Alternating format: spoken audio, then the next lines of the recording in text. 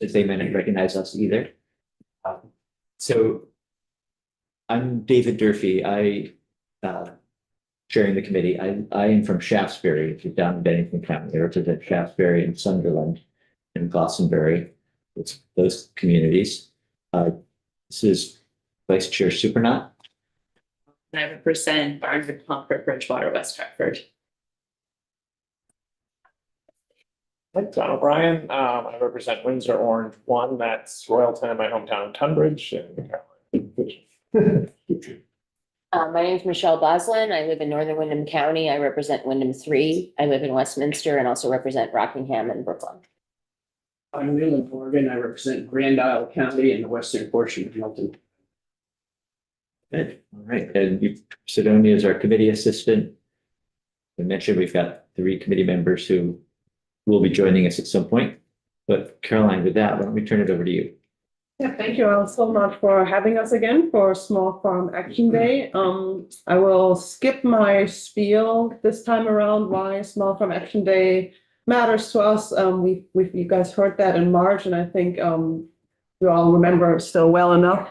Instead, I wanted just to use my opening minute to raise awareness about the breaking news that were published in the Vermont Daily Chronicle yesterday about farm raids happened at Vermont's largest dairy farm in Berkshire at the St. Pierre's farm, with arrests having been made of some migrant farm workers there. And yeah, just want to say, rural Vermont has long been in solidarity with the migrant farm worker community. And this is really shocking to us. This is apparently the first time these types of arrests have been occurring on the place of employment of migrant farm workers. Obviously, that workforce is really important to the continued ability of our dairy industry to exist even in Vermont. I think those statements have been made clear by the representatives of the dairy industries many times, also in committee before. And it seems like this is a time where it's a call towards your leadership to work with migrant justice and dairy farms in particular to see how we can engage in solidarity to prospectively prevent things like this happening again in Vermont, and also see what might be the consequence of these arrests and what might need to happen to make farms in Vermont safe workplaces for migrant farm workers also into the future. May I just respond quickly to that, Caroline? For folks who are watching on Zoom and may not be familiar with that particular publication, this news has also been covered widely in other media. So WCAX, Vermont Digger, Vermont Public, 7 Days, I think, have all written or carried this news. And I was encouraged to see that down the line, folks who were quoted anyway from the governor, Secretary of Agriculture, Lieutenant Governor, all consistently coming out and condemning this action, this federal action on what somebody I think correctly called our labeling or referring to these agriculture workers as essential workers. We know that they're essential across the country, not just in Vermont, but for feeding us. Yeah. So anyways. No, thanks for paying attention to that. That's heartening to hear. And yeah, on that note, want to start introducing our slate of testimonials today. Again, everybody who's speaking is speaking on their own behalf and really voicing their own needs and the issues they deeply care for. And I think we can just go in the order as it's on the agenda for today. And basically, I pass it on to you, Katie. And as you come up to the, I'll have a seat, Katie. Just in case you're not all familiar, if you just want to introduce yourself, your name and where you're from, and the name of your farm.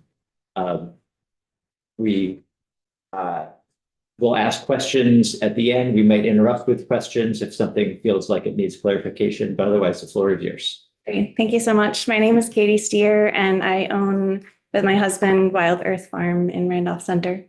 And thanks for being here today to listen to my story.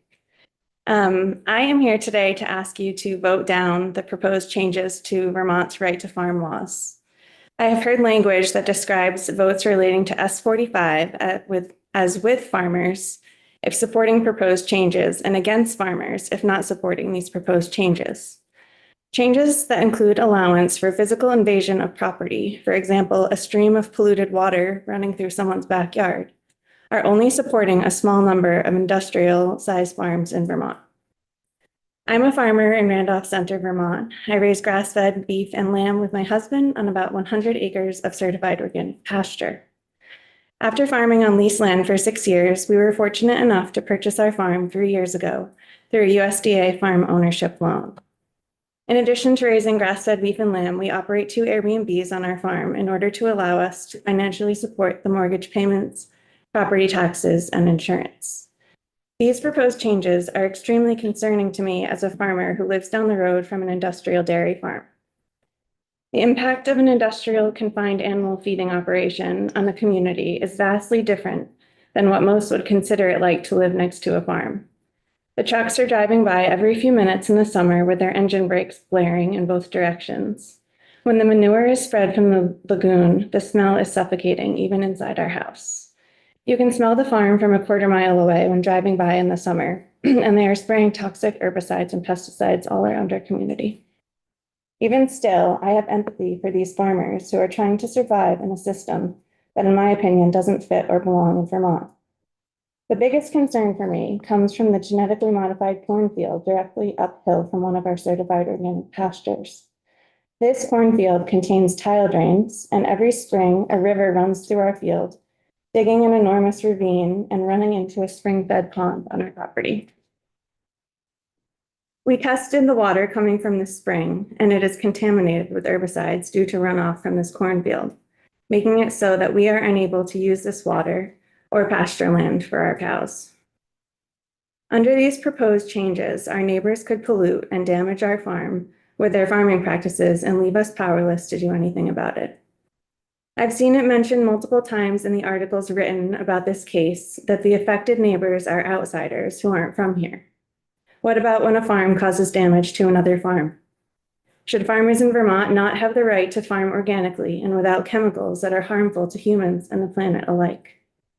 Should I and my future children not be able to take a swim break in our pond so that our neighbors can continue dumping toxic chemicals into our water? It's important to note that the farms we're being asked to protect with these proposed changes are not small family farms with cows out grazing in pasture. They are industrialized farms, CAFOs, where the animals never get to go outside. A human life is a tiny flicker in the lifetime of this planet, yet the choices we make in our lifetimes have profound impacts on the generations of people who will come after us. We need to ask ourselves what kind of Vermont we want to leave for the next generations. Do we want to leave a Vermont where children can't swim in the rivers and the lakes because they're too polluted with herbicides and other agricultural chemicals? It's not the farmers who will truly benefit from the policies that are in question today. It's the agrochemical companies and pharmaceutical companies who make billions of dollars in profit off the backs of these farmers. There are over 600,000 people living in Vermont, and I guess that every single one of them will be affected by the ripple effects of this policy. We all want a Vermont that is beautiful and safe to live in. We all want a Vermont where farms can thrive. In Vermont, the average acreage of a farm is 180 acres. Vermont and its beautiful green hills are not suited to the industrial monocrop farms of the Midwest. And thank goodness for that, because if we cover Vermont in CAFOs and pollute our soil and waters, Vermont will not be the beautiful place we currently live in. With these proposed changes, we get to decide what kind of future we want for Vermont. And I hope that future includes support for diversified farms that raise nutritious food in a way that respects the planet, the humans, and the animals in our farming system. I'm here today to ask you to vote down the proposed changes to Vermont's right to farm laws, because these changes will benefit a few farmers, but harm countless Vermonters and Vermont's precious water resources. Thank you for hearing my story. Thank you. Katie, Representative Butler. Yeah, so I just want to clarify, so the right to farm bill was voted out of the Senate Ag Committee and came to the House. And then the House Judiciary has been making some changes and we've been looking at it. So you're talking about the bill entirely in this new incarnation, or you're only talking about the changes that have happened since it came to the House? Because there have been changes on the farm at several stages, and I just want to be clear what you're asking. Just the changes that changed the language. The part about the trespass? Yeah. Mhm. Katie, you mentioned that you have a pond on your property that you believe has been impacted by the activity from a neighboring farm. That we know has been impacted through water testing. Yeah. And under current law, just curious whether you looked into whether you have the right to seek damages under current law for trespass or nuisance violation. We haven't, because we live in a small community and we're not exactly sure yet how we want to navigate this, because we'll be living with these people for the next few decades. For your neighbors. Yeah, they're our neighbors. But we certainly want to keep the option open for doing that. Representative Nelson. Yeah, I late to the game, I'm sorry. Yeah. Where's your friend? It's in Randolph Oh, Center. Randall?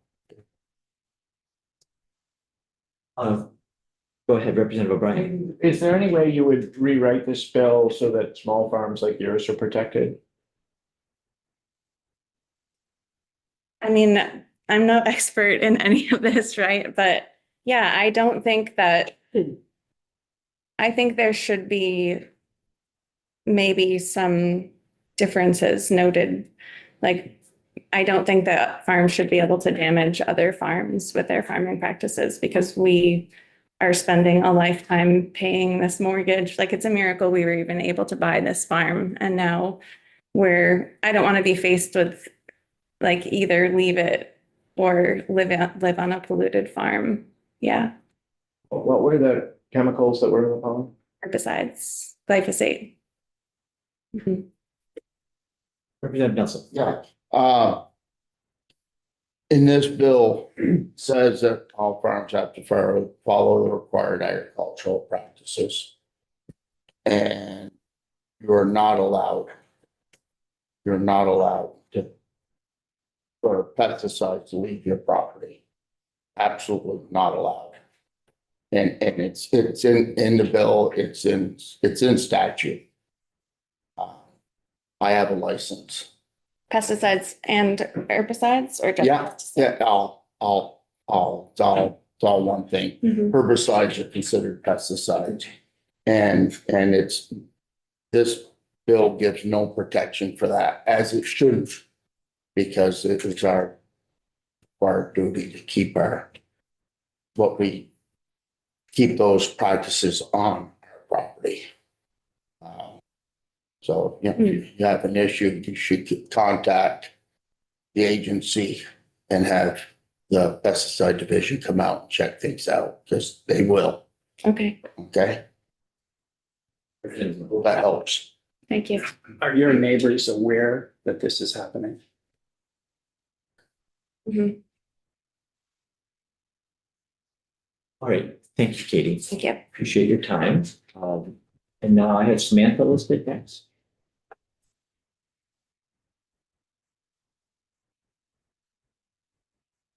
Can I ask Richard a question? Um, Just in connection with that. sure, I yeah. just wondered, glyphosate isn't custom applicator only. No, you are correct. It is not. As a matter of fact, can be abused by homeowners and anyone else. When I use it though, I have to follow the instructions because I'm licensed. But you're right, it isn't.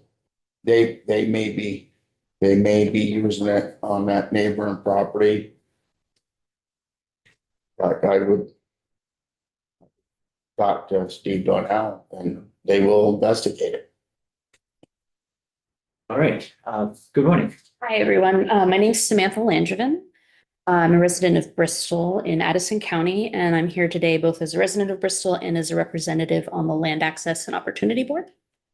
My testimony today is to encourage you to mandate our regional planning commissions to issue future agricultural land use maps in their current revision that they're doing right now for regional plans. It's my belief that we need these maps to be a part of the work that RPCs are doing across the state, and this requires a coherent, consistent approach at this level, not leaving it to individual RPCs to muddle through it themselves. I also think that it's really important to note that the current work of RPCs is going to have lasting impacts on our landscape. It is intended to, and they're not going to affect not just where we live and work, but also what we eat. And so in support of this, I'd like to offer you sort of two snapshots, two stories. So I grew up in central Vermont, and I can remember the first time I tasted asparagus. It was early summer, it was dusk in Chelsea, Vermont. And it's that kind of evening where anyone from Vermont knows, like, the kids are somewhere, we don't know where they're all together. It was asparagus that had just been picked from the garden. It smelled amazing. Someone grilled it. And even though I was like, I don't know what this is, I was still very interested in tasting it. And this memory holds several really important threads to it. The best food comes from nearby. It's available from a place you know, and it has seasonality. And I think that these threads are a part of the larger tapestry of my beliefs about what our food systems can and should be for everyone in Vermont. And I'd like to contrast that with a different, more recent memory when I attended my local regional planning commission meeting, where they were presenting to the public future land use maps.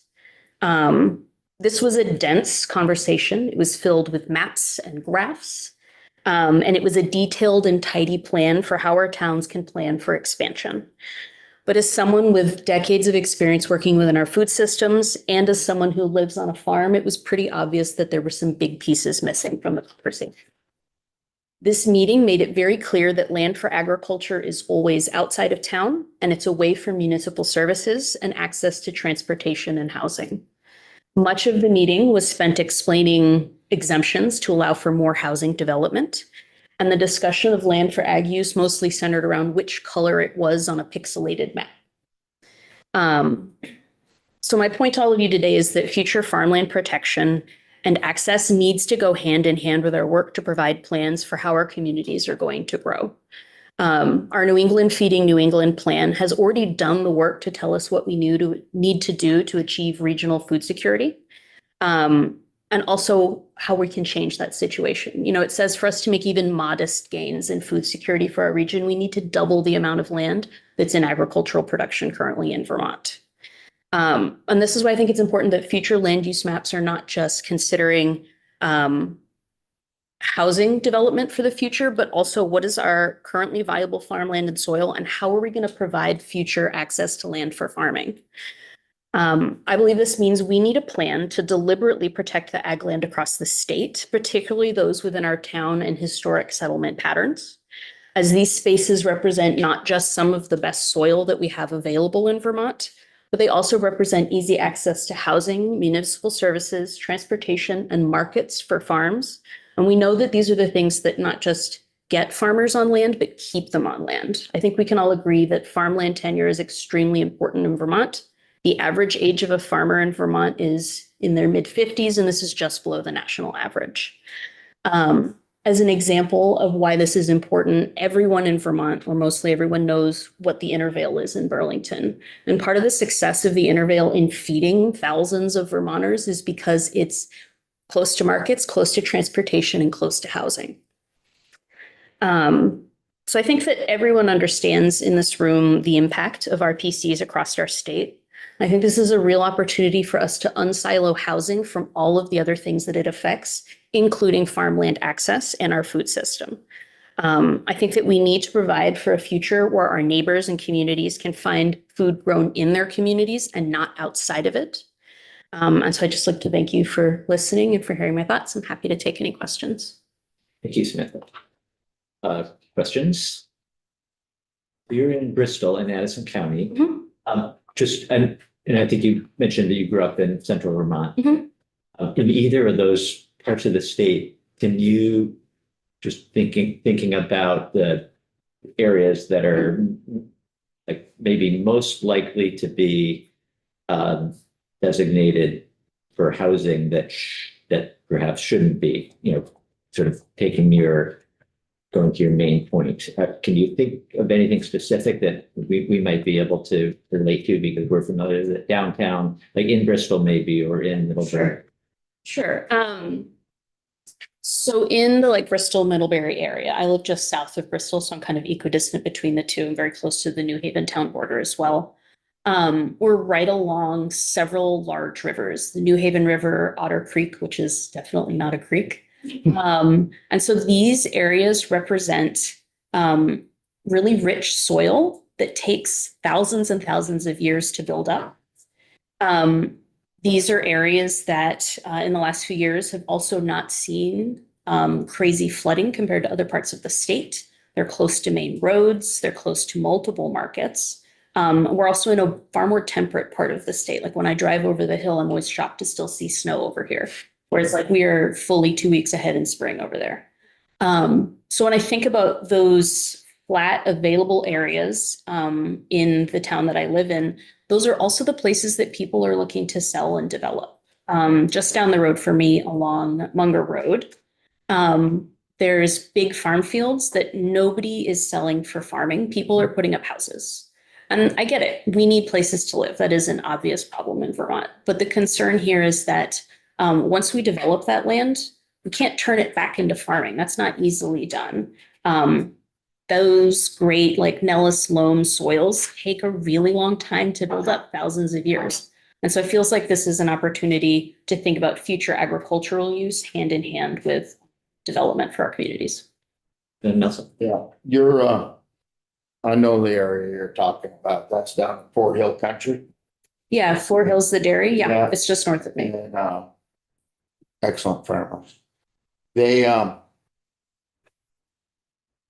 those soils, I'd imagine, down along in New Haven, I'm sure they're incredibly rich. I would hope that those wouldn't be developed because of they could have floods. I think Irene might have raised hell down there. Irene did along the New Haven River. Yeah, Yeah, along where the Sycamore Haven. Park is. And of course, along the Otter Creek. I don't know about right where you're talking, but I know south and north of there, it floods every year on those plains. It's farther south it does, the Otter Yeah. Creek Wetland Complex, but that's like much farther south of the Yeah. area. Yeah, Cornwall. And Yeah. south. Okay, are you in Act 250 created the 10-acre rule, which chopped up farms and chopped up land incredibly back in the day.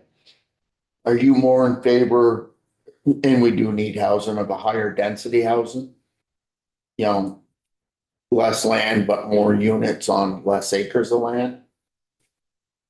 You follow what I'm saying? Yeah, but I'm not sure what the question is. Can you? Are you in favor of, realizing the state needs housing? I don't know what Bristol's town plan looks like for tier 1A and 1B. Sure, And that encourages growth within a defined area. sure, And, and a higher density growth. sure. So I'm absolutely in favor of more housing. Like I want my community to have affordable places to live.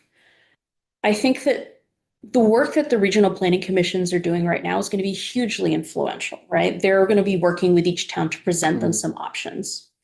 And the way that they're presenting those options feels very focused on here's how we can map out future development. And it's not really talking about future agricultural land use. And my concern is that when they present these plans to our towns, it's not the full picture. Our towns are going to see like, this is places to put in high density housing. But if those ideal places also represent prime ag soils, that feels like a real conflict of interest for generations farther down the line. Are you involved in the process? Just as a citizen, I'm not on any like town boards or committees. Well, be involved as a citizen is important too. Yeah. Representative O'Brien? Did you grow up in Chelsea? No, I grew up in Williamstown, Oh, okay.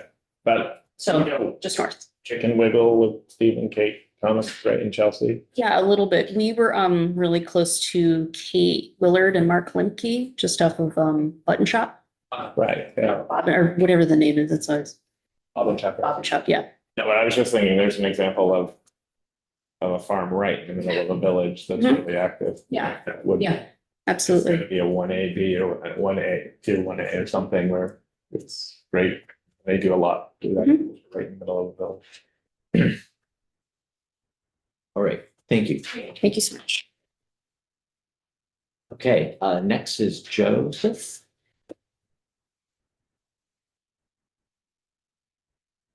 Good morning. Good morning. Thank you for hearing me. Introduce yourself, Doug. I'm Joseph Morell. I live in Barnard, Vermont. I have a farm there, Eastman Farm. We raise grass-fed beef. We've been farming there for about 17 years.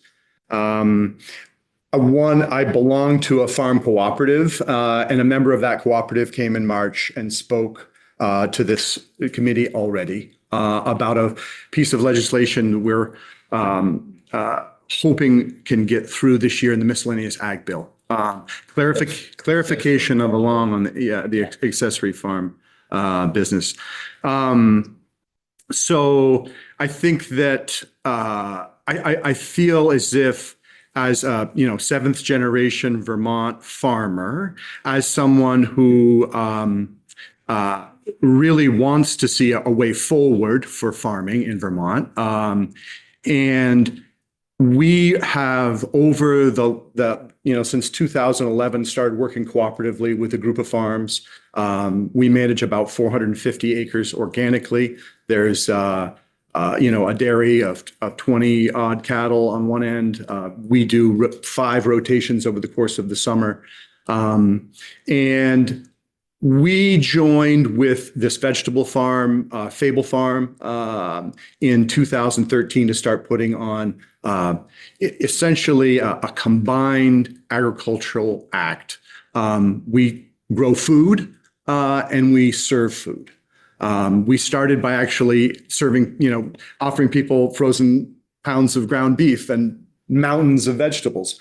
But we also found that a lot of young families were coming, and that was the witching hour. And so we decided, when kids are getting hungry and really not wanting to hang out, so we started cooking, and that seemed to be very popular. And so we've leaned into that over the years. We still consider it a farmer's market because essentially we are farming, all the products, almost all the proteins, ice cream, the drinks, the non-alcoholic drinks.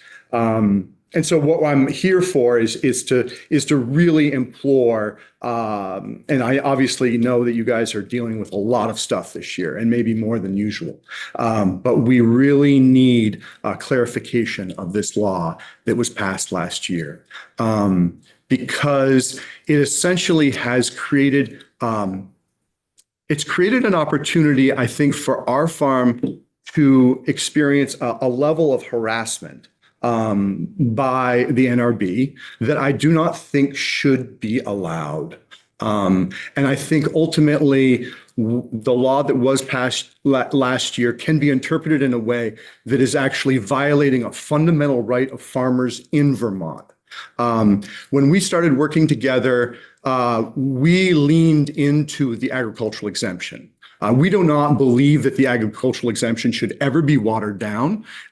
We would love it in the future if, things happen in the future, that there can be greater accountability and greater accounting that can essentially be able to recognize farms that are actually doing the work. The way the law was written last year, it describes it as an event, as if an event is something that is separate from what we consider a fundamental right. A fundamental right for a farmer is to grow food, is to store the food on the land, and to process the food on the land, and to meet the customer on the land. I don't think that we can backtrack on that one.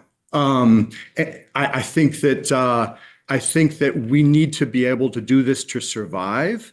And I believe this law has allowed, we got a letter in November 5th from the NRB stating that we had built a pole barn structure in our orchard, that it was constructed primarily for events, and as such was violating a law that went into effect about 2 months after we built the structure.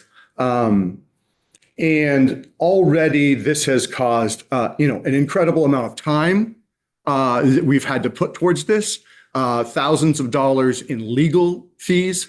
But one thing is sure is that we will not apply for Act 250 for a pole barn in our orchard.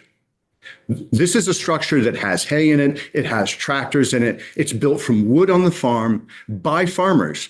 And that this is a gross overreach of jurisdiction into a farm's activities. And the idea that we could potentially be taken to environmental court as a cooperative of 4 farms in 450 acres of permaculture and organic farming at the top of the watershed is surprising. And as someone who has grown up in Vermont, I choose to live here. Act 250 is a great thing. Unfortunately, one of the tests isn't, are you about to develop really good farmland? I grew up in Chittenden County, saw a lot of really good farmland go under the bulldozer. I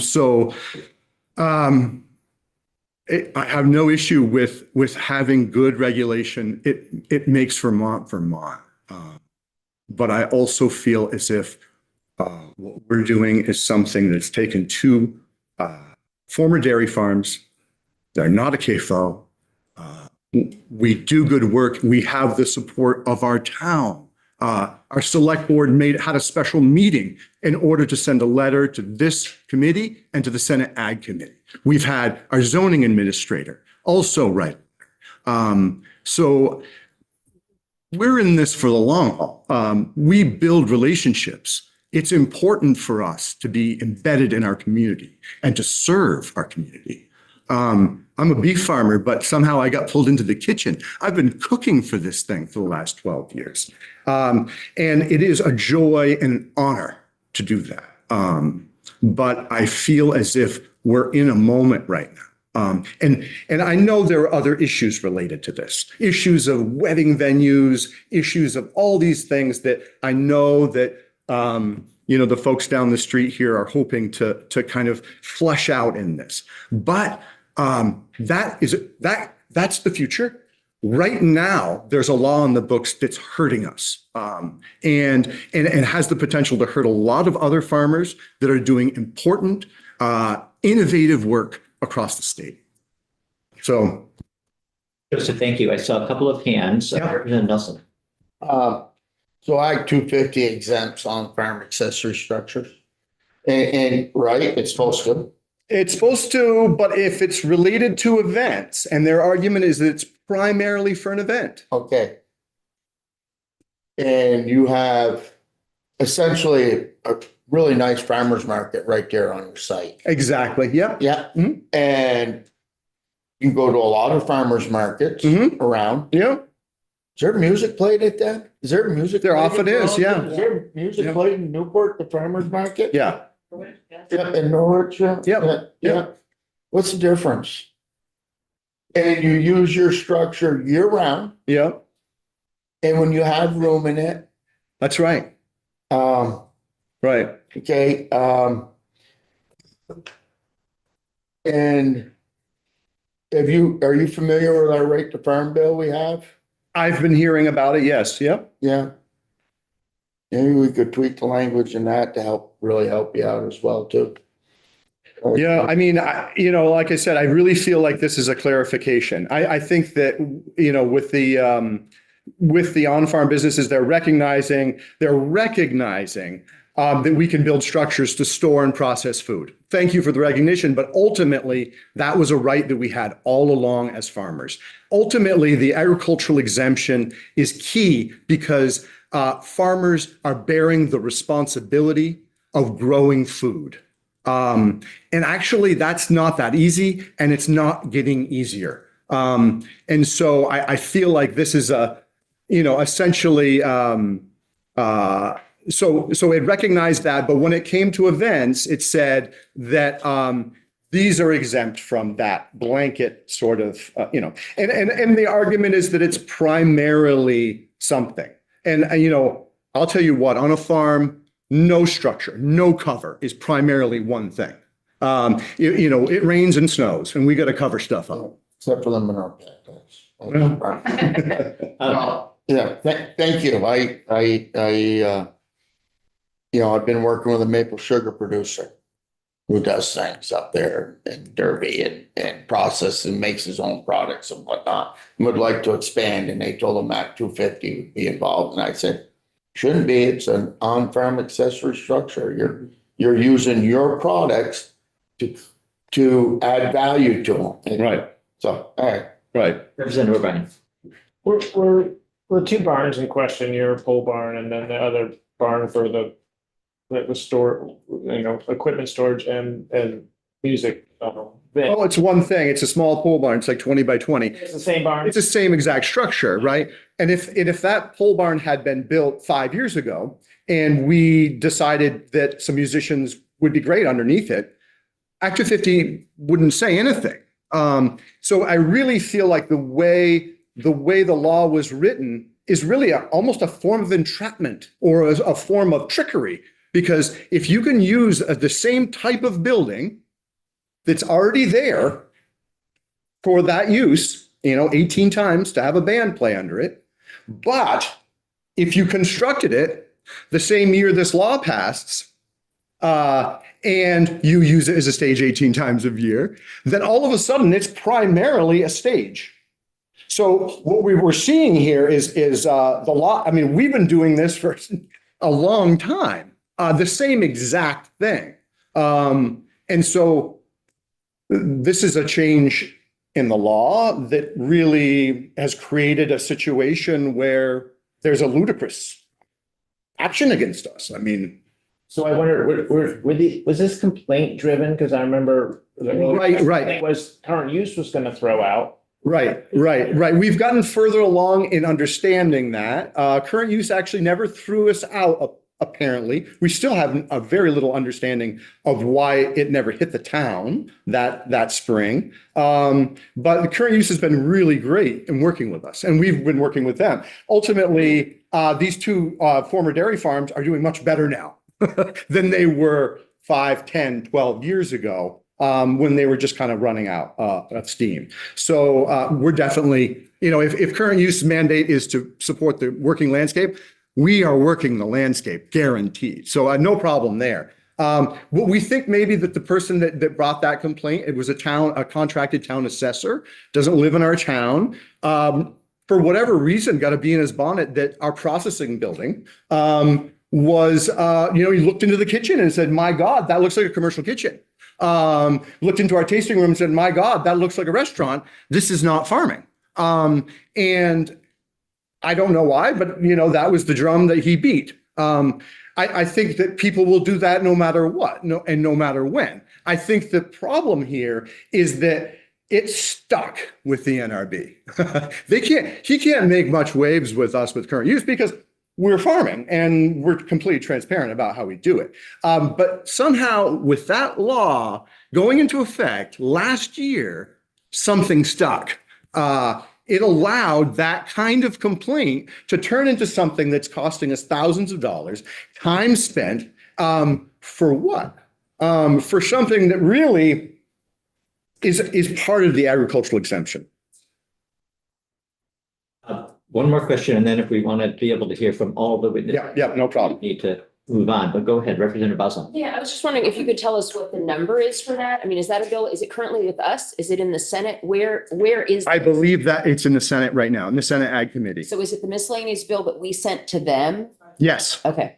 Yeah. All right, so we're waiting for the Senate to vote it out. Right, right. And you And feel like what we put in there would address your. the multi-use farm structure is being recognized along with the others. Yes, that's correct. I have some concern that there may be some modifications going on in Senate Ag. And so I'm hoping to speak to Senate Ag after this. Okay, I'm a little confused, because our bill that we sent over did not address this issue at all. That's why I was trying to figure out where it was. Maybe doing something, but let's, We can check on it later. you're right, not a conversation we need to debate right here. Thank you very much, Joseph. It's my understanding, though, that there was a multi-use ag structure language that was in this committee that passed on to the Senate committee. No? We had, our committee bill was, Most about beneficial substance. beneficial substance, yeah. Okay. So, we'll continue this conversation later. Thank you very much. Venue, but thank you. Appreciate your time. Do we have Zachary here? Morning. Morning. My name is Zachary Lizet, and I am the owner and operator of a Tier 1 cannabis business located in Orange, Vermont. And apologize, I'm going to read off. That's fine. And this is regarding the current structure of the legal cannabis laws in the state of Vermont. I want to make my concerns known that the burgeoning cannabis industry is facing hardships, especially small producers, really farmers, but with the current regulatory scheme. Before starting our licensed cannabis farm, my wife and I owned and operated a certified organic farm in East Jamaica and Windham County. In 2020, my wife had a serious car accident working at the farm and suffered from traumatic brain injury, and we had to quit farming. The farm is mostly fallow, but we were able to lease some of the fields to another local farmer for feed cultivation. I chose to start a new farm business in 2022 in Orange, Vermont, and obtain a Tier 1 license. Since starting the business, we smaller producers are experiencing serious headwinds affecting if and how we will survive with the current regulatory policies. Many small craft producers are struggling to make ends meet and find that only selling our products to the approved retailers seems to seriously handicap our ability to generate enough profit and to create brand loyalty and to educate the public about our products. In neighboring states such as New York, they're utilizing a farmer's market type of plan to allow more customer interaction with the producers, which helps gain more valuable market share in a very competitive market here in Vermont. Many small producers such as myself are struggling to stay afloat, and I feel that if not some changes are made to how we can interact with potential consumers, it may be another story of another failing farmer that's going to drown in debt due to the lack of attention given to this and other pertinent matters. Ask you to please consider supporting some form of direct cannabis sales from producers to consumers in Vermont.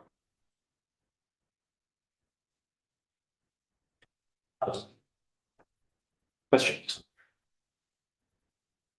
I've lost track of cannabis legislation in other states and what's allowed. Are there other states in the country that have moved to direct sales? I'm not sure about, I just know about from reading in the articles in Vermont recently about how New York State had implemented. I have some friends in New York State that participated in that, and it definitely helps out. I mean, they still, are working with the retailers, which I'm not saying that should be cut out, but I just look at, a maple farm or any local farm that allows, such as this gentleman with farm to table type of restaurant service. I mean, all these type of things promote the reason why people come to Vermont and want to spend money. And I just feel like there could be some kind of middle ground that could happen to help support us, but also help support tourism and agriculture in Vermont.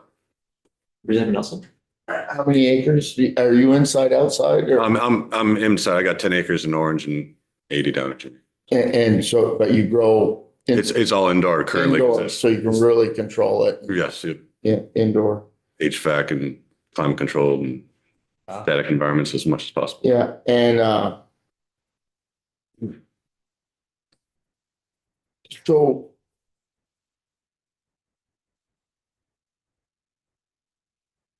help me understand this. So And you're not the first person that's come in Right. with this concern and whatnot. And of course, it's a highly regulated market. Right.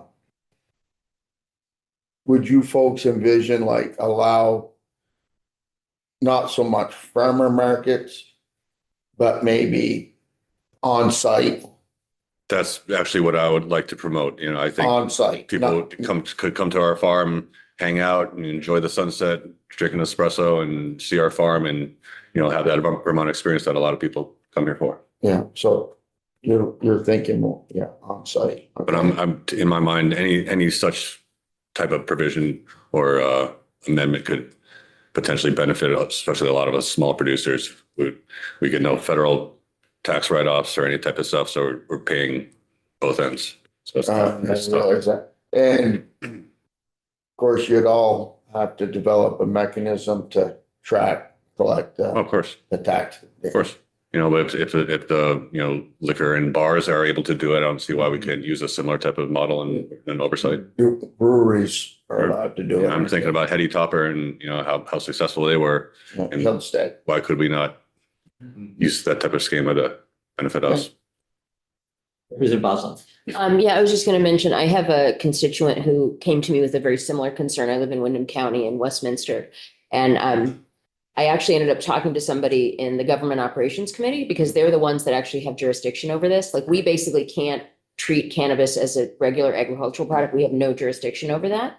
And so I would suggest you contact the Government Operations Committee because they're the ones that actually can change policy about Vermont that. GAO. I mean, here in the State House. Okay. In terms of making policy, you know, the Okay. legislature can make policy. Right. But with cannabis, it's a little tricky. And like, we as an agriculture committee, we can't, like, we can vote if it makes it to the floor. Right, we right. can. Okay. But in terms of actually doing that initial stage of getting a bill that's going to move out farther and Right. take testimony, the Government Operations actually has jurisdiction over cannabis. Okay. So I would suggest you put them with them.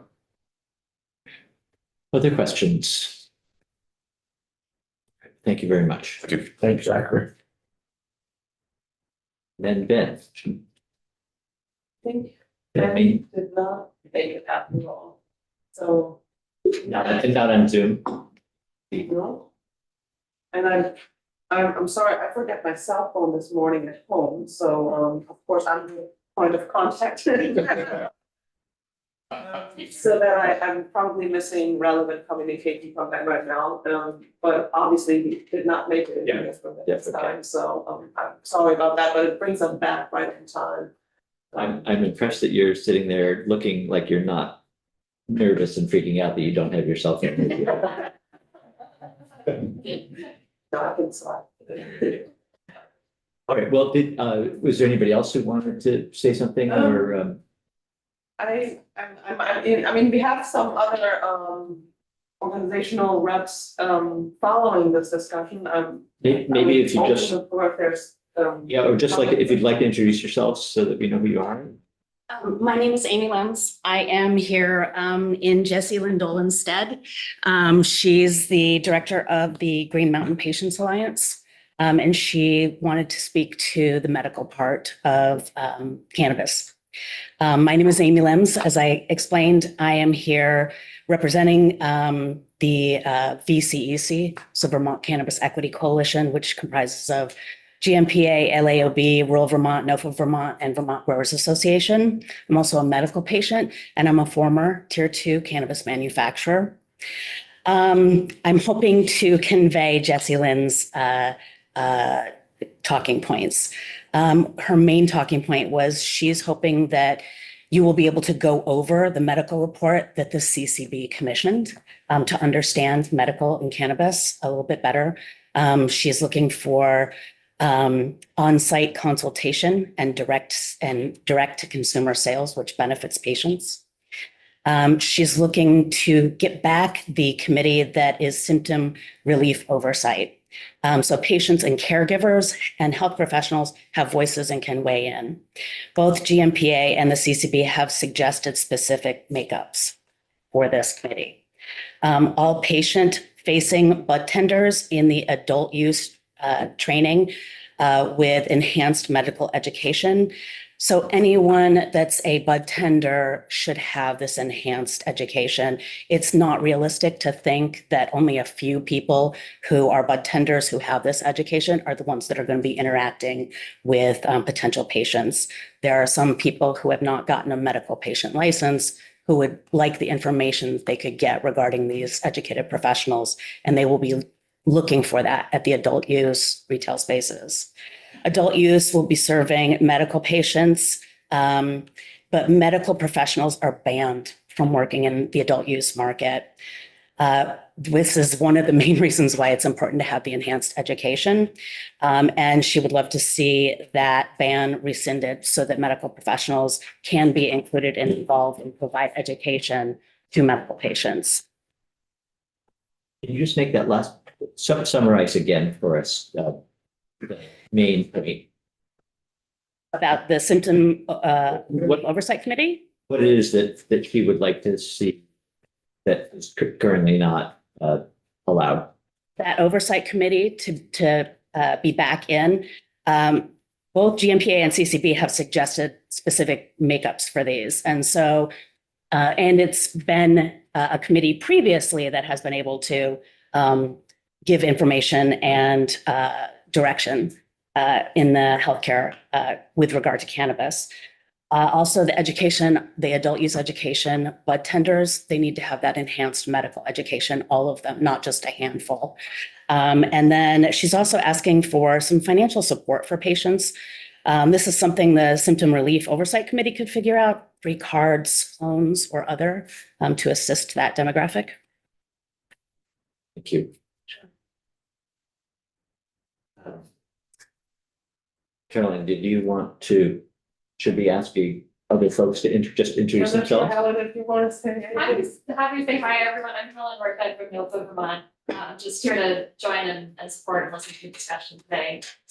We, work closely with Rural Vermont on many things. So here in that supportive role, and then also in case your conversation at any point today strays into the Farm Security Fund, I'm here to listen in and try to answer any questions if those come up. So I might be poking around throughout the day today. Yes, thank you. Welcome. Our slate for today. Okay. Thank you all so much for your time, and maybe just a clarifying point about our multi-use language. That's indeed something we're advocating for to be added to the miscellaneous act bill that has moved from the House to the Senate, and Senator Major and Senator Ingalls were quite supportive and promising in that regard, but we have yet to see a new draft where any draft language of that sort would be indeed included in that bill. Yeah. So I think our visit subsequent to this meeting will maybe enlighten us a little bit more what actually is in the make. Yeah. I'll just add to that, after the testimony that we received, alluded to a month or so ago, many of us received emails from local residents. I don't know whether everyone in the committee did, but reiterating the concern. And so that was helpful. Part of, in response, I mentioned a couple of things, and this goes back to Representative Boslin's point that there is another committee in the House that has primary jurisdiction over cannabis right now, and it doesn't mean that we're not involved at all, or shouldn't. It doesn't mean that we shouldn't be involved at all. And similarly, there's another committee that has primary jurisdiction over Act 250 issues. And again, it doesn't mean that we shouldn't be involved at all, and we have been and are.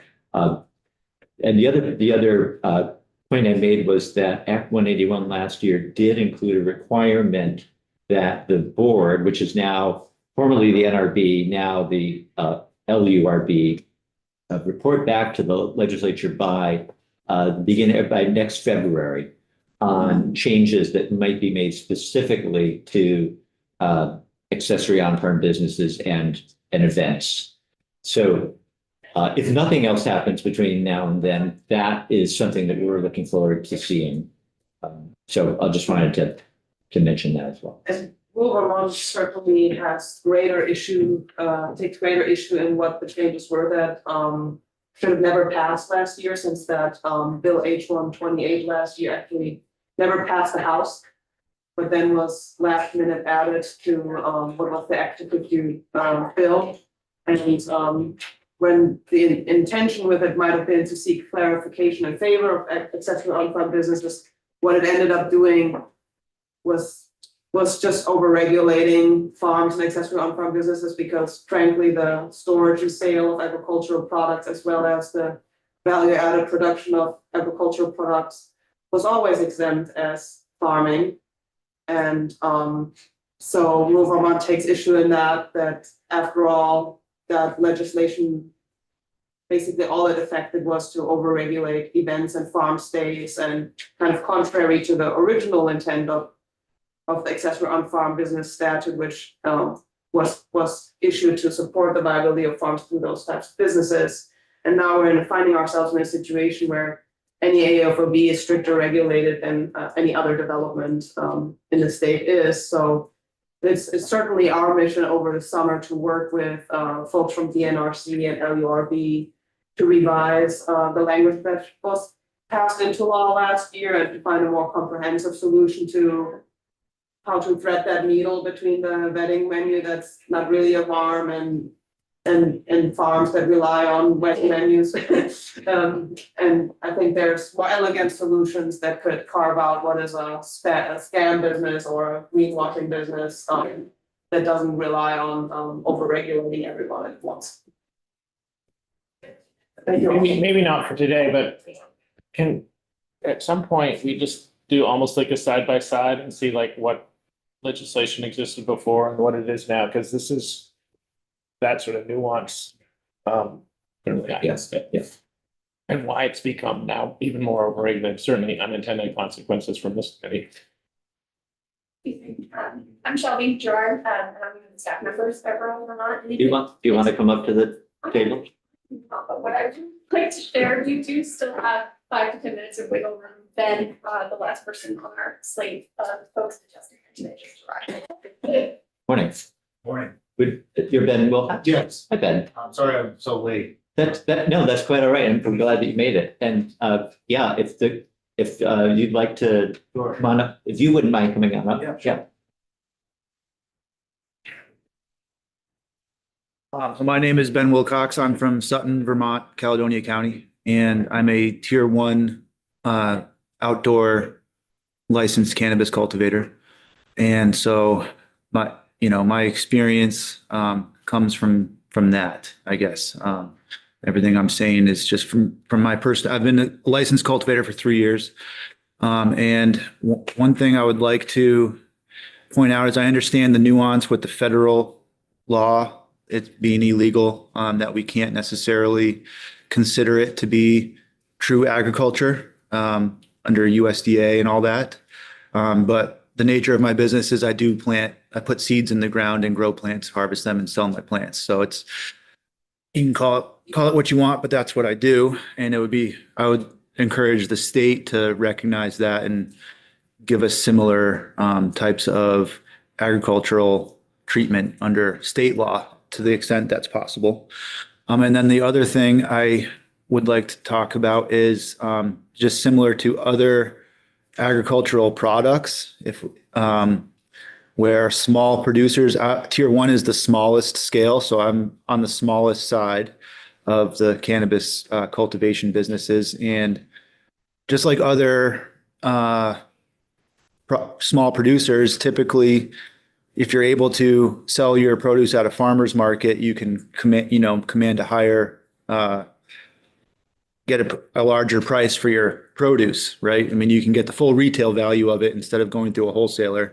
Right now, the way it's set up, we have to go through retailers. If we could, task the Cannabis Control Board, the regulatory agency, of creating rules surrounding these events and things where we could, I know it needs to be regulated, and it's not the same as tomatoes and stuff, but some way for the producer to be able to go to an event and sell their product directly to a consumer to gain the whole value of what they're producing rather than losing half of it through a middleman. And I do not want to sidestep retailers either. Like I rely on retailers personally, myself heavily. And I am personal friends with all the retailers I work with, and I want them to succeed as well. And their success is my success. I want to definitely note that. But I'm also thinking of people who aren't in it yet, new producers that maybe want to, this has provided an opportunity for me to make a living on my land, which is always my dream. And I want that dream to exist for somebody else in the future. And it's very difficult to get started, I think, right now, as a small producer and get into the store shelves because it is very saturated. And I rack my brain of how somebody new could get started right now. And it'd be very challenging.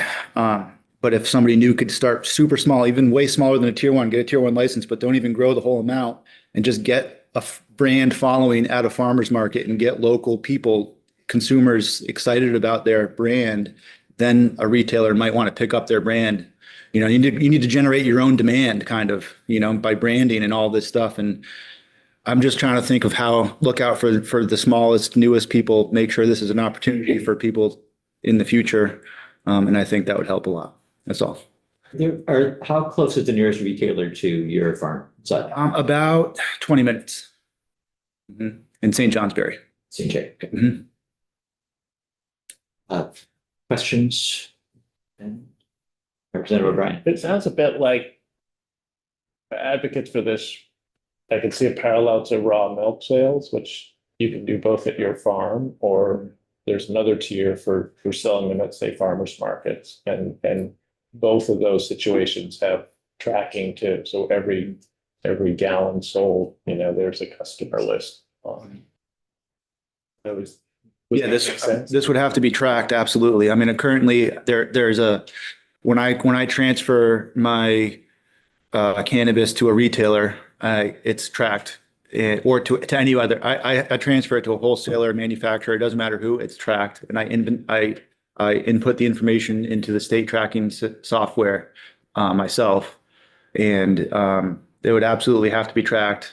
And when a retailer then resells it to a consumer, I'm not 100% familiar on the retail rules because that's not my license, but they also have to report that through the inventory tracking software. There's a system that the state created, and kudos to the Cannabis Control Board for creating this. And they've created this software to where, cultivators input. I inventory my harvest at the end of the year. I put it into the system. This is how much I grew. This is what I yielded. And then every time I transfer it to another business, it just, I think, slowly ticks it down. And if I ever was audited, I could be audited. And my records could be checked. And typically at the time of renewal, the inspector will come and audit, look at my records and transfers. And she did that last year. And because she was like, you do a good job. It looks good. So I got my license renewed. But record keeping is a big part of the job. Absolutely. And, if we were going to be taking it to something like a farmer's market, I would assume I would have to record exactly how much I'm taking. And then every sale that occurs, I would need to record that exactly how much. And, I would need to get trained on how to check state ID. That the bud tenders who work at the retail stores are trained. There's a process to get trained of how to validate an ID, similar to somebody who is a bartender, for example. So I would expect to, get some formal training on how to recognize fake IDs and verify that somebody's over the age of 21 to make a legal purchase and all of those types of details. I mean, I would expect it to be a lot of work, honestly. But hopefully the reward would pay off with reward and in that, getting the full retail value of a pound. Say, I think of my yield in terms of pounds. That's kind of just how my brain math works. And, right now, the best possible price I can get for it is 50% of its retail value because I have to go through a retailer and the retailers double it up. So, if the pound is really worth $4,000 at a retail level, I can get $2,000 for it. That, for example. All right. I think maybe we'll wrap up there then. Thank you very much. All right. Thank you, guys. Thank you. I appreciate it. Yep.